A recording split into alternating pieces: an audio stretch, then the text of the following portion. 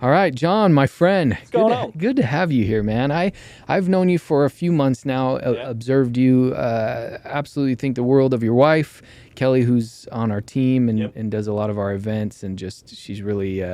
We have a few that we call Swiss Army knives in here, where they can just do tons of stuff. And she is one of the sweetest, kindest people. So we'll have to talk about how on earth you landed her and all of that. I want to start back, okay, to the childhood, because you and I have discussed kind of our upbringings and things, and some similarities and some really interesting kind of life experiences at a young age. So I don't want to just do the general tell me about yourself, but within the idea that we're talking about confidence now, you're a great salesperson, you're comfortable on a mic, you've emceed events, you've done all these things that, put you out in front of a crowd. So let's go all the way back to baby John Devine and tell us about your upbringing and how that shaped that. For those who don't know, he's going to talk about it.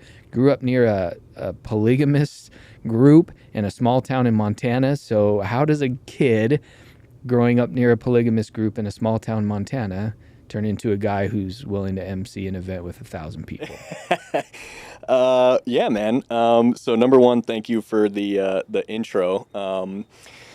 But for me, the part that always blows people away is I'm actually an introvert. So being around people, emceeing events, podcasting, interviewing, selling, running an agency of people, all it does is drain my energy. Where Kelly is an extrovert, and so doing all the stuff that she does, she comes home with her cup overflowing. And so it is not my natural state to be doing all this, but the way I grew up, which we'll get into. Can I ask about that then? Are you saying that if you picked your perfect day, being around other people would not necessarily be part of it? No. Huh. Yeah. Interesting. If I could be alone on top of a snow-capped mountain, or maybe like one really, really, really close friend in case I get into a sticky situation, headphones on, in a gym by myself, preferably no one else in there. If there is someone else in there, someone like James who's just doing his own thing, I'm doing my own thing. Proximity but no interaction. Correct. What's interesting is John does not know what we titled this this episode. We didn't even talk about that, but we actually titled it Confidence, Fake It Until You Make It. Because people without confidence are like, that guy was born that way.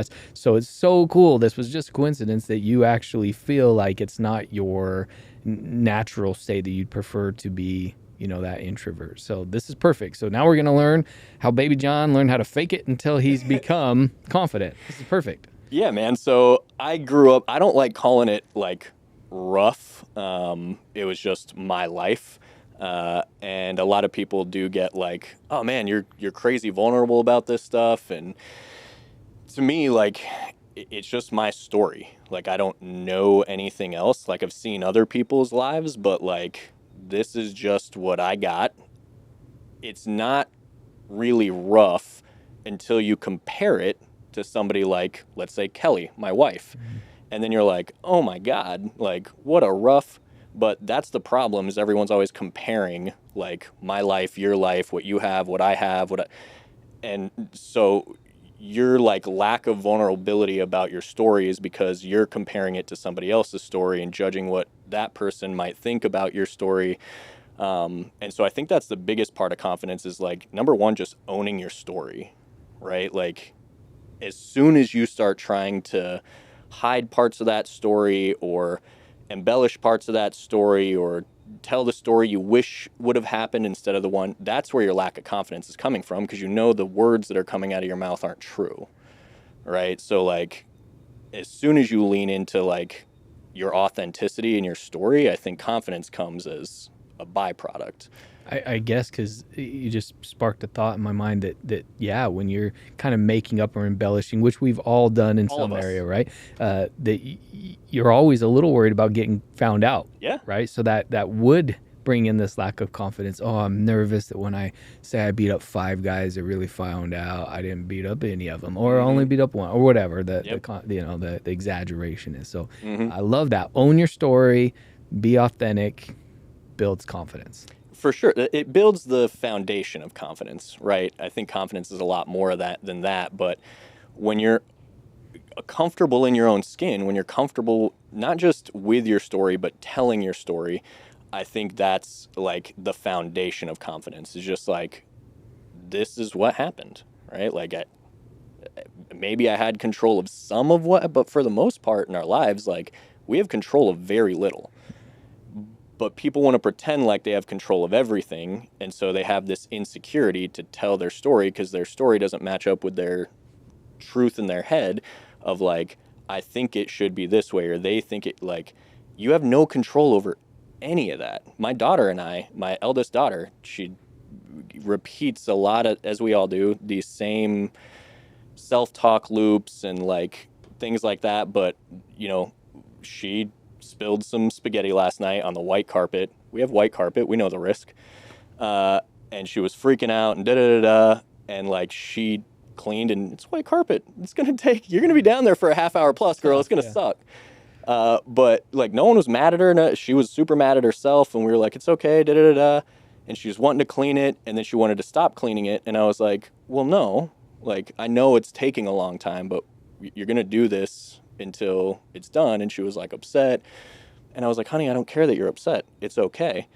And then she went off on, you're making me feel bad. You're making me. And I was like, no. You got to understand, I have zero control of how you feel. Your mom has zero control. Your sister has zero control. Your dad has zero control. I'm living my life over here. You're living your life over here. We're together. But yes, you are emotionally reacting to the spilled spaghetti, to me making you do, but you're choosing that. Yeah. I'm not making you anything. Yeah.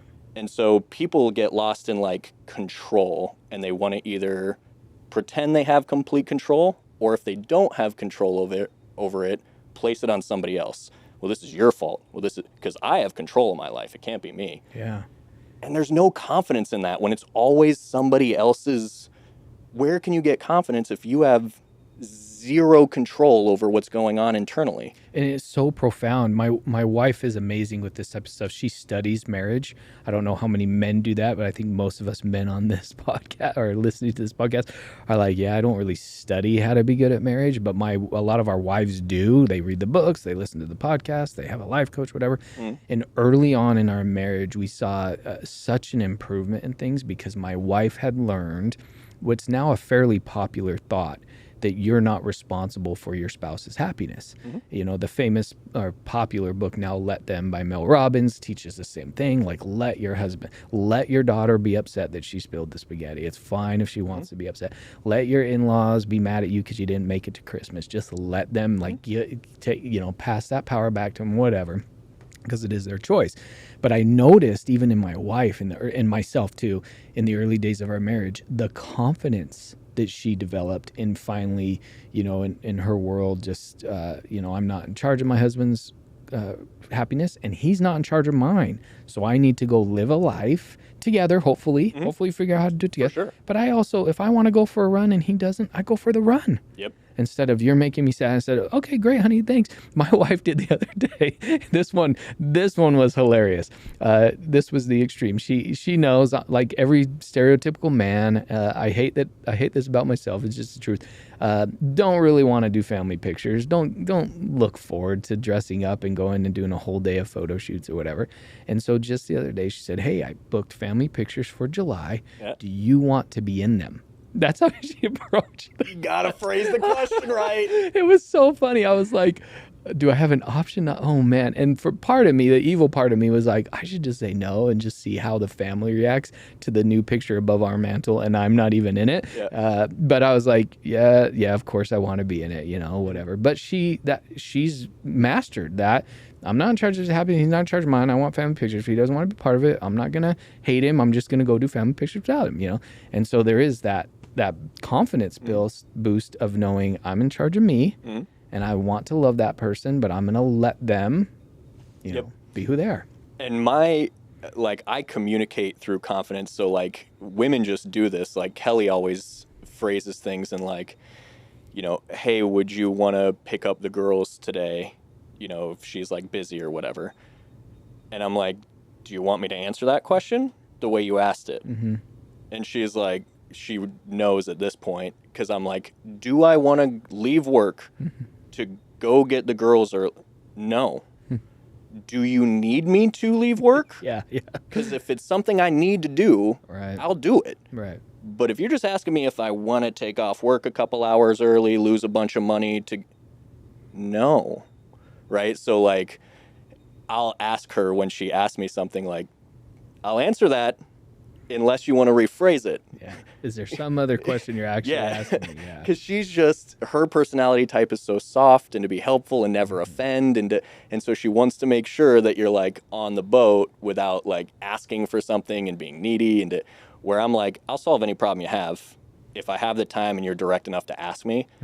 But I'm not going to play beat around the bush games with you and try and figure out what you want and like, and so, but that's my personality type, right? And so my personality, I don't know if anyone knows anything about the Enneagram personality. Yeah. Okay. We've used a lot for hiring salespeople, figuring out personalities. It's the one that we've found that I think is the most accurate in helping me figure out how to communicate with people. And my personality type is an 8. And we've been described as either snow plows or steamrollers. And so I used to be a steamroller, and it's taken a lot of work to learn how to become a snowplow. And help people instead of smashing them. Yeah. But yeah, that, I mean, that all plays into like, just know yourself. That's my biggest thing, is like self-awareness is where confidence comes from, right?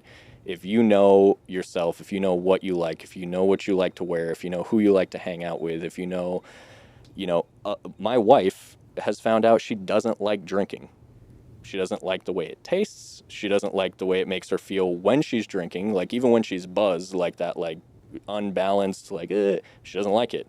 She gets a hangover if she drinks half a drink. Like her brain doesn't like, and so she drank for a while just because she likes having a fancy glass and like being, and she's gotten to the point now where she doesn't drink and she knows she doesn't, but she'll have them bring her water in a martini glass. Yeah. Because she wants to be a part of the fun and the social. fancy glasses and like, but she just knows like, this sucks. But there's people that their friend group drinks, and so it's either, oh, I gotta leave the friend group, or I gotta drink. You could go to that place and not drink. Yeah. But like, the lack of confidence to make your own decision about what you want because of the group of people that you're in, to me, is crazy. But that's most of society, because we're herd animals. We want to be accepted, and it's hard to think, what if they don't accept me? Yeah. And as the youth, right, at high school and junior high, you really are taught the wrong ways to fit in, because it is, with my children, there are a lot of times where I'm like, you don't have to do that. Trust me, if you don't dress like everybody else, you'll stand out in a good way. And no way, Dad, this is what everybody likes, this is whatever. And you want to give them that confidence, but you also understand the social ramifications in their mind are huge. And you see some adults still fall into that, For right? sure. Laugh at the joke they really didn't want to laugh at, or be part of an experience they didn't really want to. In fact, it can be really almost offensive when you're like, hey, come with me to do this. And they're like, nah, I don't really want to. You're like, oh, like you didn't want to come with me to do this thing, And so it takes a lot of confidence for that person to say, no, thank you. And it takes a lot of confidence for the person who did the inviting to go, cool, no big deal. I'm going to still go. I'm going to still have fun. And, but as a teenager, they're taught that's a really tough thing. Oh yeah, for sure. And like, to loop us back to where we started about my own story, is that's kind of what it was for me. Is like, I met my dad once on FaceTime 3 or 4 years ago. How old are you? 33, so it's 29, 30. So 29 years without your dad in your life. Yeah, and he's still not in my life. We had one call, and that was it. Yeah. My mom, what I always give my mom credit for is she was a mess, but she was there, right? Like, a lot of the stuff, the rough stuff that happened to me happened because of the lifestyle my mom chose and the people that she was hanging out with, and, bad environments. But, like, she had me, I'd be at, parties or with the wrong crowd, but like, I was with my mom, Hmm. right? We shouldn't have been there, but we were together, right? The problem is as I got older, that like cycle of she could only see like her needs, and then I was with her while she was fulfilling her needs. Or if the need that she was trying to fill was too big, she would leave me with someone for a day, a couple days, whatever, but she always came back. And so, right in the beginning of my life, I didn't have my dad. My mom, the first year, was in prison. So I was living with my aunt and uncle. When my mom got out of prison, I'm back with her, but then we're living with this one guy, born in California, moved to Hawaii, moved to Kauai, was, in between different houses and stuff, different people, my aunt, my uncle, my grandfather, my mother. Then, being in Hawaii, I was one of the only white kids, which people don't like to think that white people experience racism. But in Hawaii, especially, their culture is very like local, very mana, very traditional. The people like Native Americans and white people in their tourism are what are destroying the lands and the culture and so I got the crap beat out of me, bullied all just for being white, right? When I was a little kid, and there was no dad to go home to and be like, "Dad, I'm being bullied, help," you just had to take it. And one of my memories, like we're in a literal assembly and we're sitting on the ground and these kids are like beating on me, grabbing my hair. This tooth right here is fake on the front because it was chipped in second grade. And I'm looking up for some help for somebody, and the teachers, the Hawaiian dark-skinned teacher, are watching, right? And so very early on, something I had to outgrow was like, it's all on me, right? There's no home to go back to and cry to mom and dad. There's no one that's going to be, comforting you. There's no teacher to run to that's going to help. And so very early on, it was just like, bro, you better love you. You better have your back. When you're sad, you better like pick your chin up because like no one's going to do it for you. And you remember thinking these kinds of thoughts as early Yeah. as second grade? Yeah. Wow. Yeah, because like my mom was in and out, right? And then I'd be with my aunt and uncle for a little while, and and then I'd be with my grandfather for a little while, and then I'd be back with mom, and then we'd be with whatever boyfriend, and he'd start abusing her or me, and we'd be back with grandpa, and then we'd be off with some new boyfriend. Abuse would happen. So it was just... Was it just you as far as kids, or did you have siblings? Yeah, that was the other part of the problem is like there was no siblings. There was no... Like I had cousins at my aunt and uncle's house.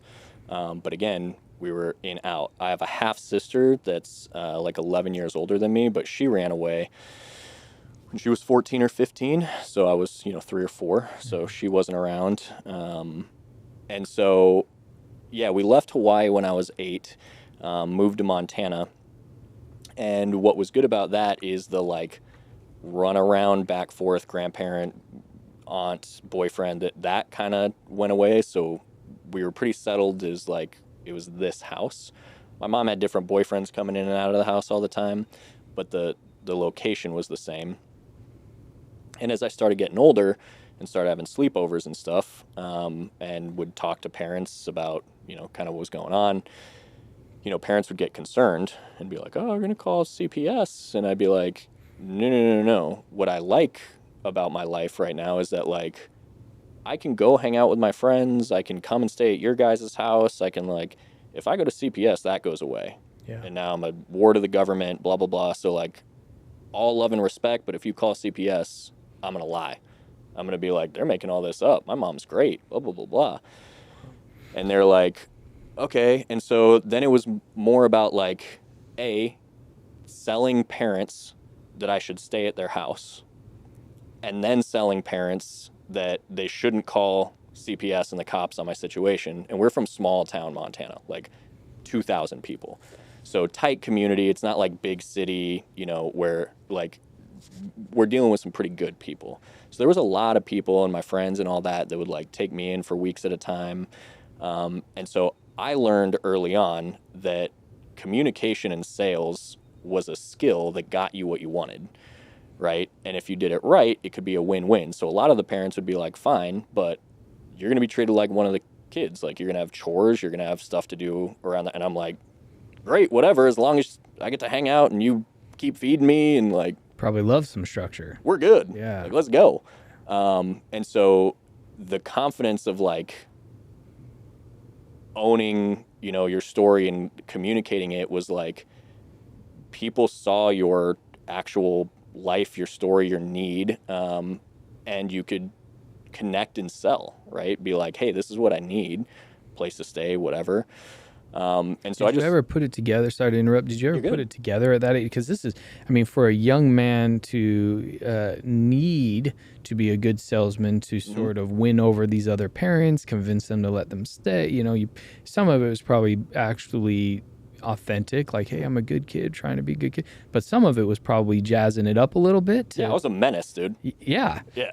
So at that age, was it more just, you know, survival? 100%. And so now looking back, you probably see some skills you were developing, but at the time, no survival. Idea. Yeah. Complete survival, complete, like, I wanted to be in a house that had 2 parents and some friends, aka siblings, people that went to school on time, people that didn't have to wake their mom up to take them to school. Like, I got my first ticket when I was 13 and a half, 14. Hadn't been through driver's ed yet. I couldn't wake my mom up. She was all night on a bender or something and drugged out, and like, I couldn't wake her up. And so I stole a car, which was a huge expedition. And my freshman year of high school, I was 4'9". So I'm a teeny tiny itty bitty little kid. Barely see over the wheel. That's why he pulled me over. So I'm driving down, I'm speeding because the speedometer is broken on our expedition. I'm going to school, and he probably would have pulled me over for speeding over, but I was speeding and he couldn't see anyone. And so he pulls me over. I'm like 3 miles from the school. I almost made it. And he like goes to give me a ticket, and he's like, hey man, what's going on? I don't have a driver's license. I got like 8 tickets, like no driver's license, no seatbelt, speeding. I think I was in a school zone. My mom didn't have insurance or registration on the car. Like, and he had to have thought you were like 10 if you were that short, right? Like, yeah.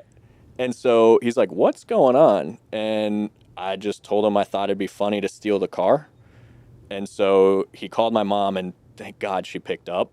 She was like, hello? And he's like, hey, I've got your son here. Think he's out on a joyride, stole your car this morning. You didn't notice? She was like, oh, no. I don't know what she said on the other end of the phone to say that she wasn't up to take her kid to school. Right. Didn't notice that her car was stolen. Right. But somehow that one passed over, but like... And do you remember that moment? Were you trying not to get her in trouble by saying my mom's passed out? No, I knew they would take me. Yeah, so you're just like, hey, I just thought this would be fun. Self-preservation, man. Gosh. Survival the whole way. Like, what an intelligent... I mean, I'm so sorry you had to go through that. What like an astute moment for a kid to recognize the consequences of some of these, you know, choices, and yet that survival, that salesmanship, refiner's fire, right? Like, yeah, man. And so like, I started learning that like, you just gotta push through and do your thing, and like, as a result, as I went into my early ages of junior high and high school, like we were talking about with the kids and the social pressure, I didn't give a damn if anyone liked me. My own parents don't like me. My own father didn't like me enough to stick around, right? Like, my mom likes her friends and her partying and her more than she likes me. Like, I get to go hang out or whatever, but like, she's not around. She's just hanging out with her people, right? I'm playing video games with some 60-year-old dude who's cracked out, right? So I didn't care if anyone liked me. And like I said, when I was young and I found out in Hawaii, as I'm getting beat up and watching these teachers watch, I was like, that's when I learned, like, no one's going to care about or love you enough, or more, I should say, than you'll ever love yourself. And so I was growing up, you know, being a hood rat, dealing with the cops, couch surfing. And I was a young teenager, going to work because I, you know, wanted a phone and I wanted a car and I wanted all these things. And, you know, I knew mom wasn't going to buy it for me like my friends. And so I was like going to work to pay for stuff, and I hated school. I have horrific ADHD. I don't care about any of the stuff that's being taught in there. I am very smart and I absorb information really well, so I could pass tests and stuff. Um, I convinced like 30-40% of my teachers in high school that I had test anxiety and told them about my home life and stuff. So they let me take open book tests and, Used again, it to your advantage as you could. salesmanship. Smart. But I just got to this point when I was like 15, 16. My mom's boyfriends keep coming into the house, beating on us. I was like, this is stupid. Why am I living in this house, going to school? Like, and so I dropped out and I went to work full time, but I had to work 3 jobs because no one wanted to give a 15-year-old kid with no high school diploma or GED a real job. And so it was like a year and a half of doing that, working in small town Montana, a couple dead end jobs that I was like, dude, this can't be my life. Like, I can't live in this small town and not work a good job forever.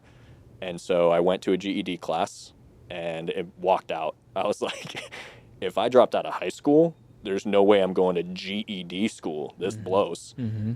And so didn't even complete one GED class. And so I went home, got online, and I was like, other options to get your GED. And the Army came up. The Army would send you to GED school before they sent you to basic training.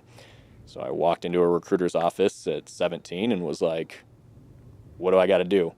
And I had to get my mom to sign for me to go in because I wasn't 18, which was a hard sell, again, sales, because she didn't want to sign for a baby boy to go to war and blah, blah, blah. I was like, look, Ma, we have a real rough relationship. In my eyes, you haven't done a ton for me to set me up with anything. Like, this gives me direction, a GED, a $20,000 signing bonus, housing, benefits. Like, I need this right now. And so she signed for me to join the Army. I am not built for the Army, but it is exactly what I needed for that chapter of my life. So 17 to 21, I was in the Army, and that teaches you a whole boatload of life skills that being a high school dropout and running away from home, like, you need. So self-discipline, obviously some of the obvious ones in the Army. I grew up a military brat in the Army, coast to coast with my dad being in the Army. Where'd you serve? Where were you stationed? So at first, South Carolina, Fort Jackson, then Fort Hood, Texas, and then we got shipped out to Kandahar, Afghanistan. Wow. And So then, you've been overseas. I was in Fort Jackson as a little kid, 3 years old. My dad was stationed there. But wow. So did that help develop confidence and salesmanship and things like that? Or was that more of I just need to get disciplined, get my life together? Maybe both were benefits. it was more like learning how to structure like your day-to-day schedule and like life. I was very disciplined. My mom put me in a lot of things, but like sports have seasons, right? And so you got to try all these different sports. And I was getting bullied a lot in school. And I was a little kid, little. I didn't grow until probably I was like 17, 18, and then I started growing. And so my mom put me in martial arts for 2 reasons. One, it's year-round after school, and so she had something always to send me to after school so she could keep doing what she did. And then 2, I was getting bullied a lot. And so I got kicked out of my first 3 martial arts schools for just being a little rebel. And hurt people, right? Like that's going to happen. Mm-hmm. Yeah. And the school I finally ended up in, it was a 10th degree black belt Vietnam vet. I wasn't getting past him. And so I had started martial arts, and my first 3 months was really rough. I just still rebelling, but then I earned my yellow belt. And it was the first time that like I had worked for something and like got it myself. And it wasn't like a team sport, and it wasn't like school where you just go on to the next grade. And I was like, huh. And I was like, so if I keep doing this, I'll get like a nut. And then they were like, showed me all of them. They were like, yeah, and then you become a black belt. And so I like all of a sudden had this thing that I was interested in that was physical, that my mom was making me do anyways. But like it gave me this little hit of confidence of now I had this yellow belt, and I was like, oh. And then it gave me the long-term vision of the martial arts plan, and I was like, oh yeah, I I could do this.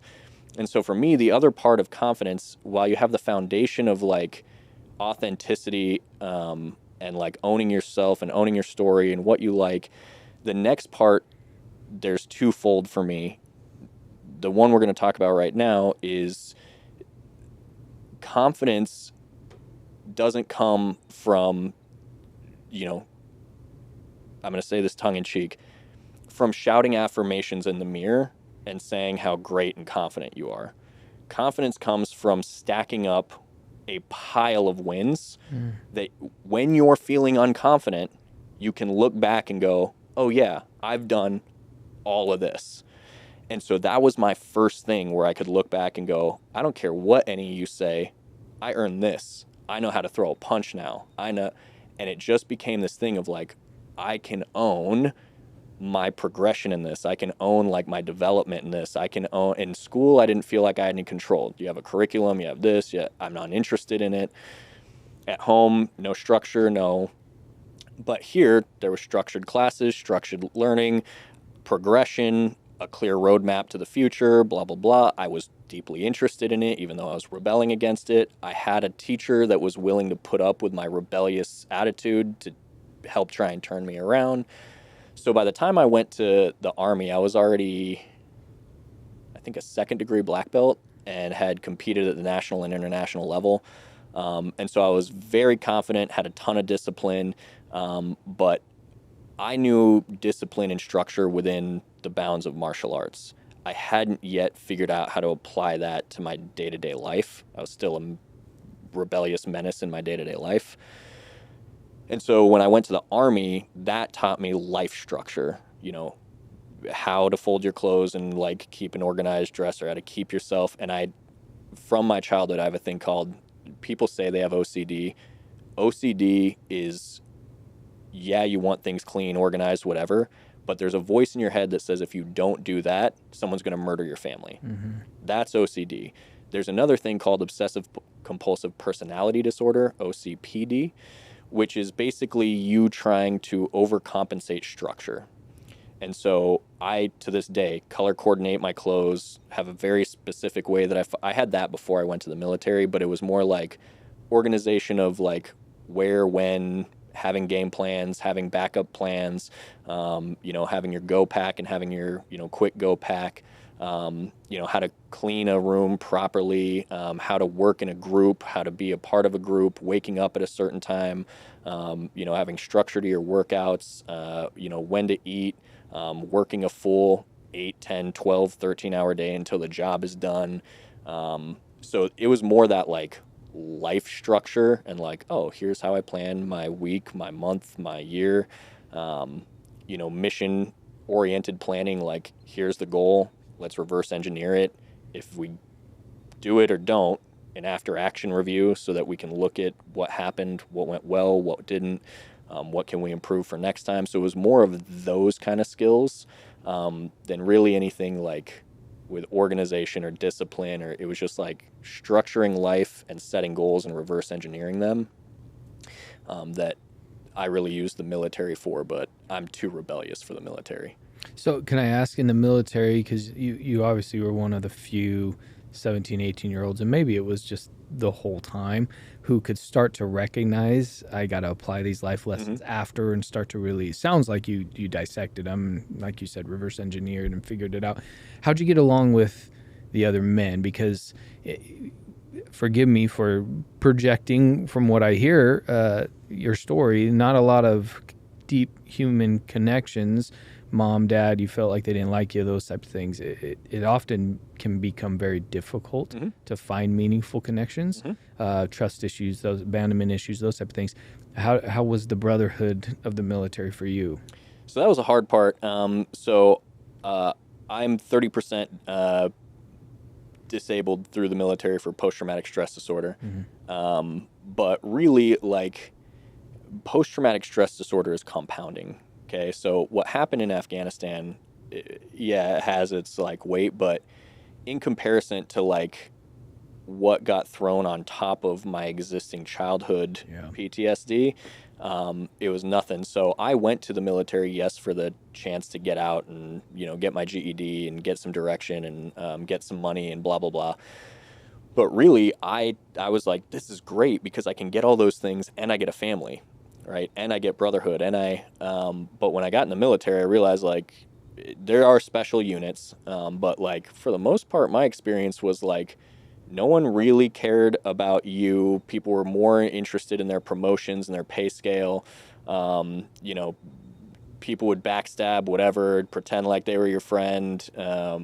And when that's what happens when you went there for family, here's the problem. I could leave my mom. I did. I ran away. I said, see ya. You can't run away from the military. You'll go to prison. Right. Right? You're committed. You got to go through it. Yeah. So now I'm in a place where I still feel like the people around me don't have my best interests. I'm just a serial number that's filling a job. But I can't leave. Right? So that part sucked. And I trusted 3 or 4 guys in the military. But yet no one in my direct chain of command. And I had some good friends that weren't like in my unit and stuff. And still to this day, I have good friends from like high school and stuff that we still talk.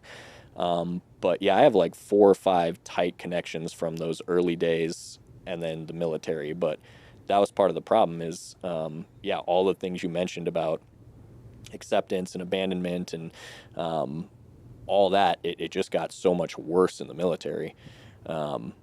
And then I applied that to relationships outside of the military. And like, so yeah, my biggest hurdle has been, and I went through 6 years of therapy, just finished like a little over a year ago, working on exactly all that.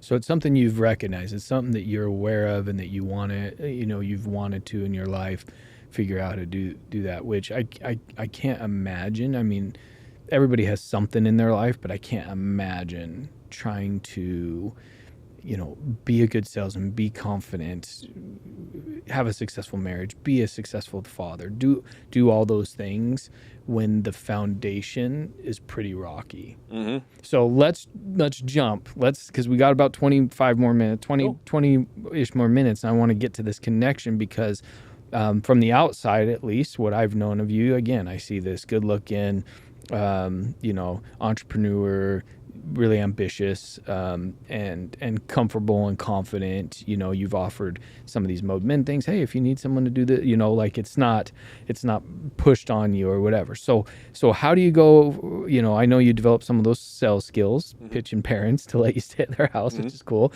Had to sell your mom on letting you in the military. Probably had to sell a lot of military leaders and some of those men on different things and throughout your life. But when do you become the John we know now? How do you shift into, I'm going to now take control of my life. I'm going to marry this amazing person. I'm going to be this amazing dad. I'm going to, be comfortable being out there and selling, insurance agency. Like how on earth do you not just go punch walls?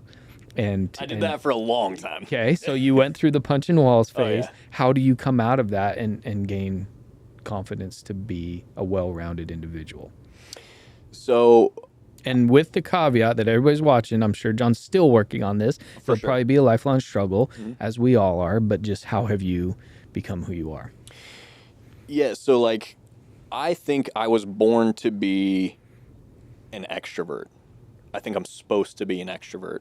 I'm incredibly empathetic and intuitive, like off the charts. Like I can feel people on the other side of the building when they come in. Like I'm very, very dialed in energetically, but because of my childhood, I put a tight shell around that, right? No one comes in, I don't really go out.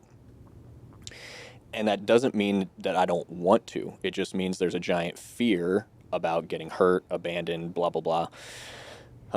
And so when I came back from the military, I knew a couple of things. I knew, number one, I would never work for anyone again.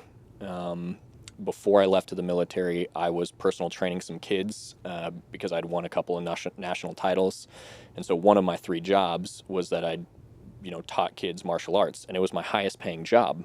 And I had zero like degree or any. I just did martial arts until I could beat people up, and then other people wanted to pay me to learn how to do that, and I was making $25 an hour teaching kids taekwondo.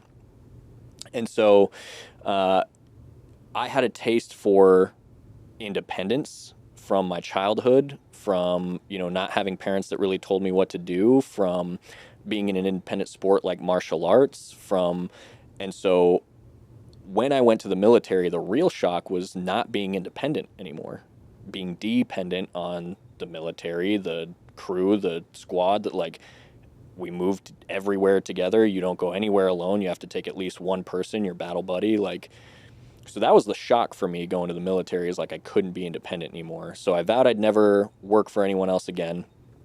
My first business I started was Devine Fitness. That was my personal training company that I did before this. But again, really think that I was supposed to be an extrovert, very, very empathetic. And so as I continued to grow out of the military, it took about a year. So what's funny is talking about getting into a fight. So I came back from the military super angry. Like, I was already angry, but like I think the idea that that was going to be my future and my family, and then that got crumbled and I had to stay for 4 years, it made me, the fact that I had no choice to leave made me very, very angry. And so when I came back from the military, I drank a lot and got into a lot of fights. I didn't really do drugs. I think caffeine, sugar, all that are all drugs, but like drugs the way people know them, because my mom was a really bad drug addict and I was afraid. And I didn't, for some reason, I think I didn't view booze as a drug because it's so widely accepted. And so when you're talking about somebody getting in a fight with, 5 people, and I got in a fight with 7 guys outside of a bar in Denver and blacked out. I don't really know how it ended. And after that, I was like, oh, I've got a problem. I gotta fix this. I knew it wasn't the booze, it was the anger. I was like, I gotta fix this problem. And so I went and started trying to find help, therapy, right? Like, I was a personal trainer, and the thing that blew me away is like, if you're fat or out of shape, if you just have never really outside of PE been taught anything about fitness and nutrition, like, no one thinks that you're, a broken idiot. People are just like, oh, dude, you just need to learn how to work out and what to eat. And you hire a personal trainer, you go to a gym, and eventually you learn those things. If you go to therapy, it's changing right now. We're in a big shift. But for a long time there was, if you went to therapy, you were broken. Yeah. Something was wrong with you. You were a like outcast. Like, it was, I don't mean this the way it's going to come across, but like the way people treat like Down syndrome, autistic, like therapy, if you didn't have some sort of visible mental disability like that, was like you were worse off than any of those, because you should be normal. Yeah. What's wrong with you? Yeah. That is insanity. Like, we have the most complex thing on planet Earth in our skull, and we have zero education on how to use it. Zero. You get what you get from your family and your school. That's it. And the first 7 years of your life, you're in download mode. You are in complete hypnosis, and you're in watch to learn. And so again, family and school, which were horrible for me, especially the first 7 years, my download was a mess. After the 7-year download period, the only thing that fixes that is repetition. And I had no idea, and that goes back to when I said you can't shout affirmations in the mirror. That is the third way confidence is built, but people have gotten so lost in this like law of attraction of I can just speak it. No, you have to speak it, but the reason you have to speak it is because those 7 years, you downloaded something. So now you have to have enough overwrite to basically have more of that data coming in than the old data for your brain to go, I think this is actually what he wants to think. Yeah. And it takes tens of thousands of self-talk repetitions that you really believe before you're going to overwrite those first 7 years. I had no idea where to start. And so I had to go to therapy. And so I went and started seeking out therapists, and they weren't working. I didn't like this one. This one didn't show up to our appointments, which pissed me off because of abandonment, blah, blah, blah. So it was my fourth therapist that I found that changed everything for me. And for those of you who maybe are like, I tried therapy, it wasn't, I learned this stat from my therapist. It takes the average person 9 therapists Wow. to find the therapist. Wow. And think about it like your partner. Some of you got lucky and married your high school sweetheart and everything's fantastic. Some of you have dated hundreds of people to find the one you married. Yeah. Right? Maybe it's 10 or 20, but like you've dated some people to find your spouse. Therapy is the same way. Okay? Different modalities, different personalities, different. And so when I found that fourth guy and we locked in together, it changed everything for me. I started learning human behavior. I started learning about emotions. I started learning about communications. I started learning about the neural pathways in my brain that I immediately assumed this about people when really most people are like this, and I had a really bad experience. And so it was, I think, 2 years of twice a week, 3 years of once a week, and 1 year of twice a month, so every other week. And really the last year, I don't think I needed therapy. I think I was afraid to let go of my therapist. But that's what it was for me, is like when Kelly and I met and started dating, I hadn't found my fourth therapist yet. I was still on my third therapist. And so when we started dating, or talking, we weren't even dating yet. When we started talking, I had never dated a woman with kids, because the only male memory I have is a bunch of different guys' faces, right? Mm-hmm. And I never wanted to be one of those faces on some kid's memory slate. Mm-hmm. And so I never dated women with kids. And Kelly and I lived 5 hours apart, but we went to school together since second grade. We rode the same school bus. We lived on the same hill, literally the same road. But she grew up super Mormon. Her dad was the bishop of the church, not polygamist. But that's how she grew up. And I grew up throwing parties, like going to parties, dropping out of high school. So like we didn't really hang at all. We knew of each other.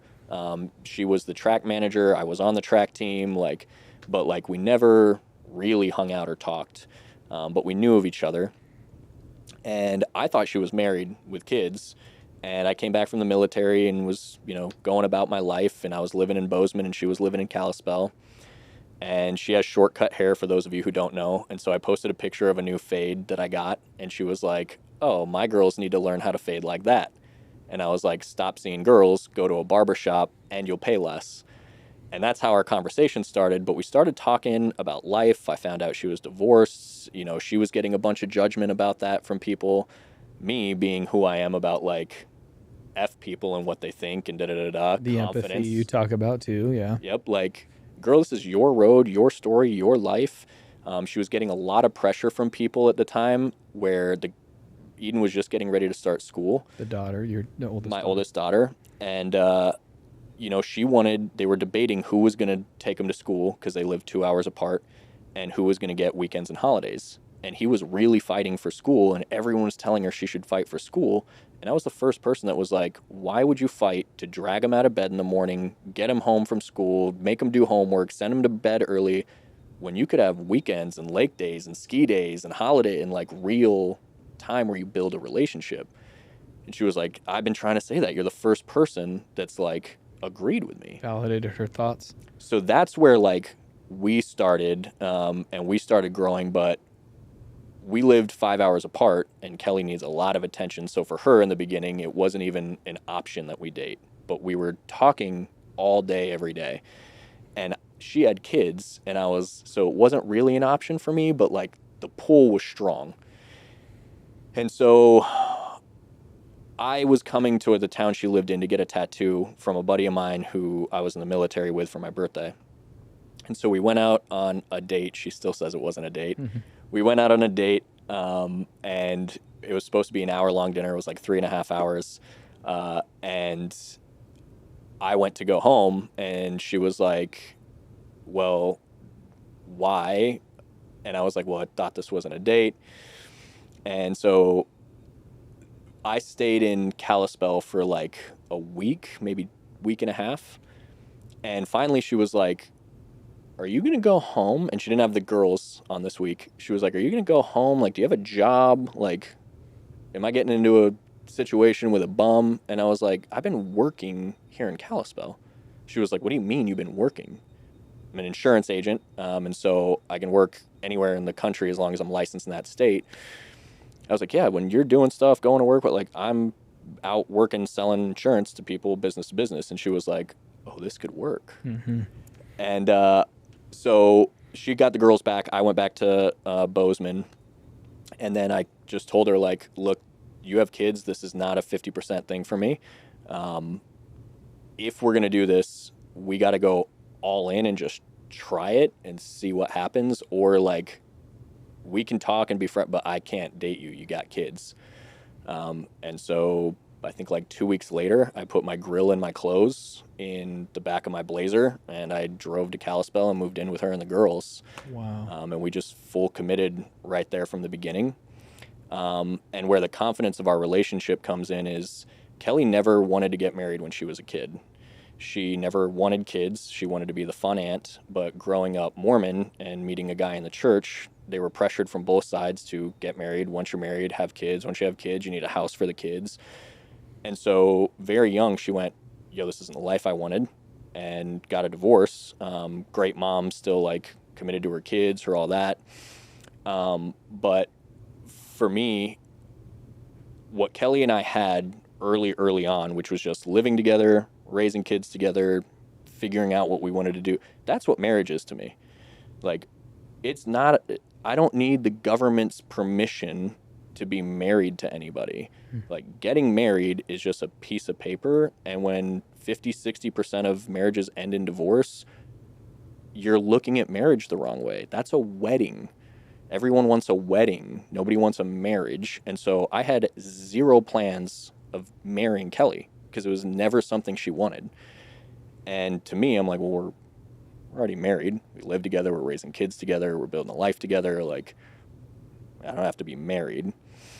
And so it was 5 years in on a trip to Puerto Rico that Kelly and the girls proposed to me. So this is actually my engagement ring.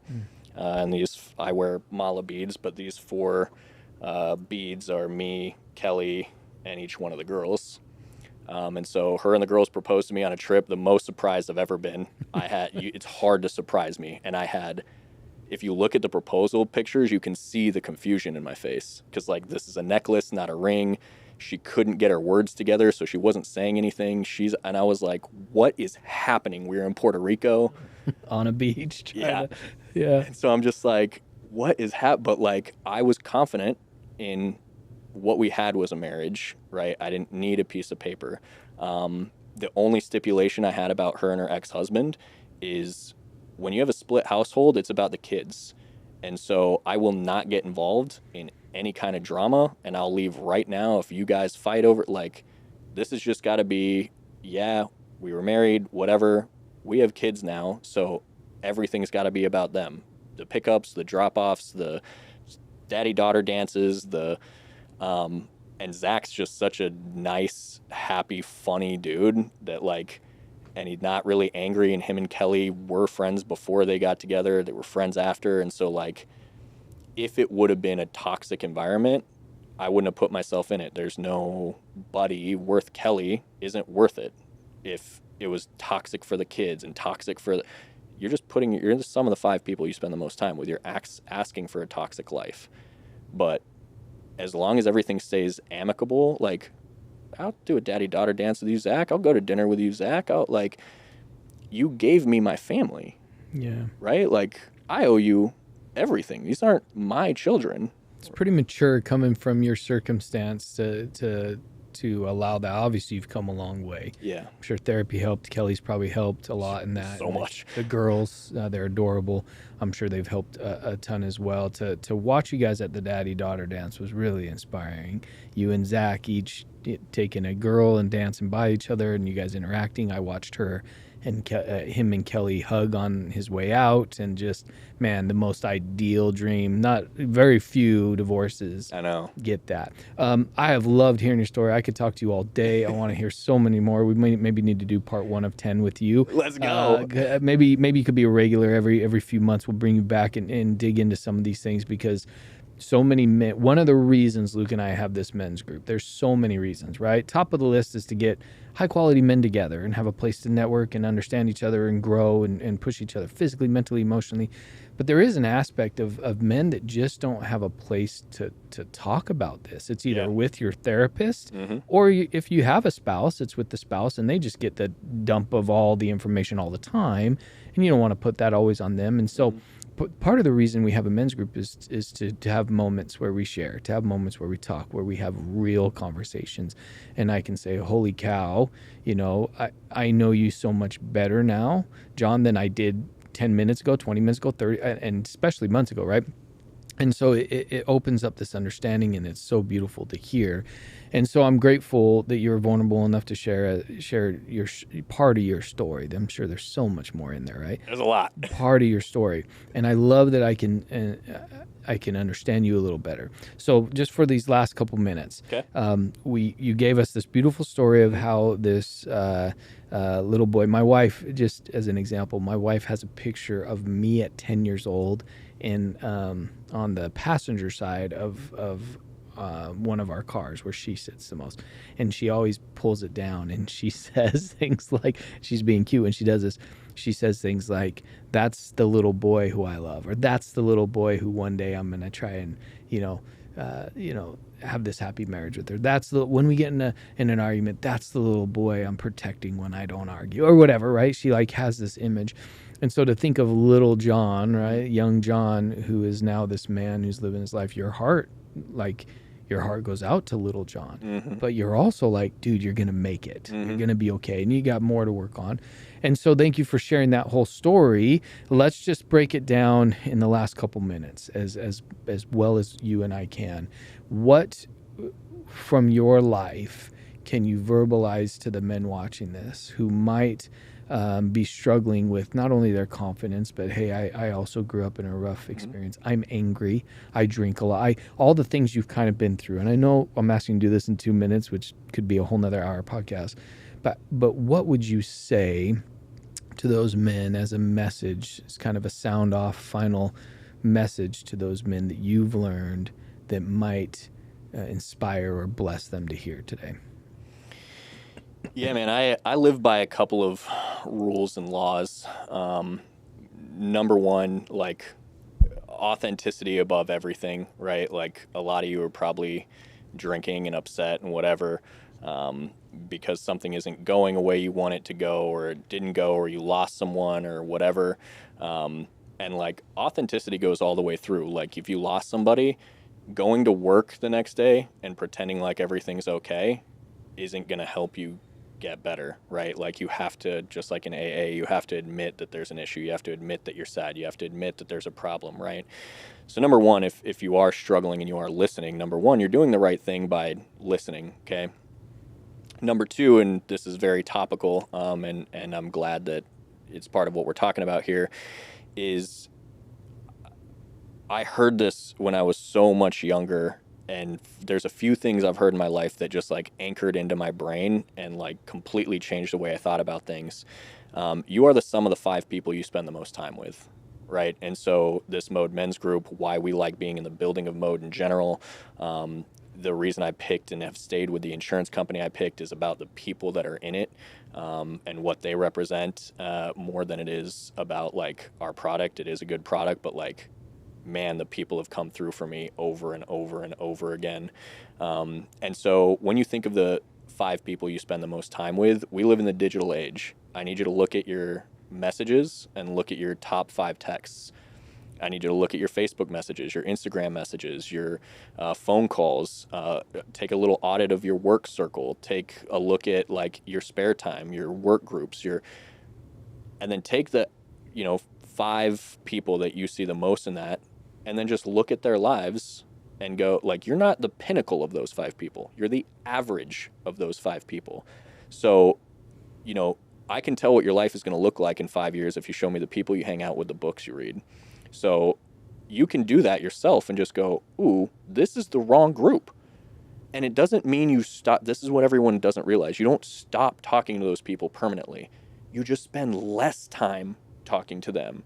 The people that are down here in your chat, bring them up, and the people that are up here in the chat, bring them down, right? Skip a family event if it's always toxic and go hang out with a couple of men or, a couple of families that you guys really click and vibe and it's always good energy. So you're the sum of the 5 people you spend the most time with, and then when the body moves, the brain grooves. Through martial arts, through bodybuilding, through like everything I've done, I find my peace when I am under the absolute most intense fire physically, right? When I am in an actual martial arts fight with another black belt and punches are coming at my face 130 miles an hour, that is when I find my biggest peace. When I'm under a barbell that's got 450 pounds on it and I've got to stand back up. So a lot of the depression and problem you have is just that you're sitting inside under fluorescent lights with the blinds closed, watching messed up TV shows or playing video games, drinking, smoking, blah blah. Your brain needs a little oxygen, some sunshine, some movement, blah blah blah. And so if you'll just move, you'll get around the right people. Dude, you've got to have direction, right? In martial arts, as soon as I saw the path, I didn't like the path of the military, but I saw, here's the mission, here's what we need to do. You got to have direction, you got to have vision, you got to be headed somewhere. And if you're not, that's part of the problem. When I was angry, I had no direction. I'd just gotten out of the military. I didn't know what I was doing next. I was angry at the military. I was locking myself inside. And if I was going outside, I was going to a bar, which that's not what I mean when I say go outside. And so as soon as I was what am I going to do? I'm going to get my personal training license. I'm going to find a therapist. I'm going to I just started moving that way. Yeah. And now, what has it been? I got back in 2013, so 12 years. 12 years later, you can look back and be I tell people all the time when I'm if I ran into that version of me, I don't know if I'd recognize him. Yeah.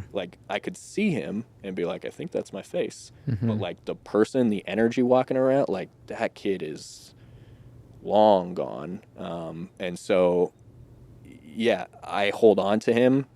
That was part of my hard part of leaving therapy, is there was a young version of me that I was still holding tight onto. And one of the things my therapist said is bro, he's okay. You did it. Look, he's okay. Yeah. You kept your let him go. That kid version of you. And so that was part of my problem, is I was still so tightly clutched to this little kid that was misjudged and misrepresented and not taken care of, and I was still I'll take care of you, buddy. And he's gone, right? He's not me anymore. And so yeah, everyone, this was an astonishing point that I learned in therapy. It's like the Matrix when Neo finally sees the code. There came a point where when I learned about stuck points, me holding on to that little boy, I wasn't a 30-year-old guy anymore, or all through my 20s. I was still the 7-8-year-old boy. I was just paying taxes and going to work and stuff. And then all of a sudden you're someone reacts to you and you're oh man, what are you 9, 10? Because you're not going to react back to him and get mad. You're oh dude, that little boy in there, that little girl in there is hurting. Yeah. If most people you talk to are 10, 11, 12, 13, 14, they had a point where they emotionally really stopped developing. And that's the key, is whether it's a therapist or a men's group, or for some people it's church, and you got to have somebody that's helping you work through that. But that comes back to that sum of 5 people. I love that, John. You have blessed us with your wisdom, your words, life experience. Come, if you're listening to this, we are Mode Men for a reason. We are modemen.com is our website, but we are here to shape and help all of that kind of growth. I love the ideas of authenticity. Get some exercise in, find some direction, and then just start moving. You'll look back and allow that 12-year-old or 8-year-old boy to let him go. Such a powerful thing. John, thank you for today. Of You're the course. man. Thanks, man. Appreciate it. Yep. Thanks, everybody.